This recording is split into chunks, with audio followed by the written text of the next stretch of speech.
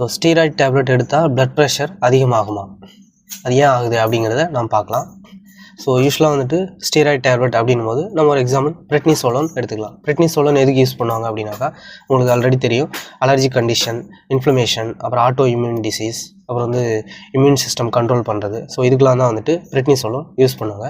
அப்போது இந்த டேப்லெட் வந்துட்டு நீங்கள் எப்போ எடுக்கிறீங்க அந்த டைமில் வந்துட்டு வாட்டர் சால்ட் இதை வந்துட்டு ரிட்டென்ஷன் பண்ணும். அப்போது பாடியில் வந்துட்டு சோடியம் லெவல் அதிகமாகும். சோடியம் லெவல் அதிகமாச்சுனாக்கா ஆட்டோமேட்டிக்காக ப்ளட் ப்ரெஷர் அதிகமாகும். அனதர் இன்னொன்று வந்து என்னென்னு பார்த்தீங்கன்னாக்கா, இது வந்து நேரோயிங் த பிளட் வெசல்ஸ், அதுவுமே வந்துட்டு இது பண்ணும். அப்படின்னாக்கா பிளட் வெசல்ஸ் வந்து சுருங்க வைக்கும். இது மூலயமாவும் வந்துட்டு நமக்கு பிளட் ப்ரெஷர் வந்துட்டு ரொம்ப அதிகமாகும். அப்போ யாராவது வந்துட்டு நம்ம வீட்டில், உங்கள் வீட்டில் வந்துட்டு ஹைப்பர் டென்ஷன் டேப்லெட் எடுத்துக்கிறாங்க அப்படின்னாக்கா, அப்போ நீங்கள் செக் பண்ணணும் அவங்க இந்த ஸ்டீராய்டு டேப்லெட்டும் எடுத்துக்கிறாங்களா அப்படின்ட்டு. ஏன்னா இது வந்துட்டு இன்னுமே வந்துட்டு அதிகப்படுத்தும் பிளட் ப்ரெஷர் லெவலை. ஸோ இதுதான் வந்துட்டு மெயின் ரீசன் ஏன் ஸ்டீராய்டு டேப்லெட் எடுத்தால் பிளட் ப்ரெஷர் அதிகமாகுது அப்படிங்கிறது நீங்கள் தெரிஞ்சுக்கணும். சரிங்களா? ஸோ இந்த மாதிரி இன்னும் நிறையா இன்ட்ரெஸ்டிங்கான டாபிக்ஸ்லாம் இருக்குது.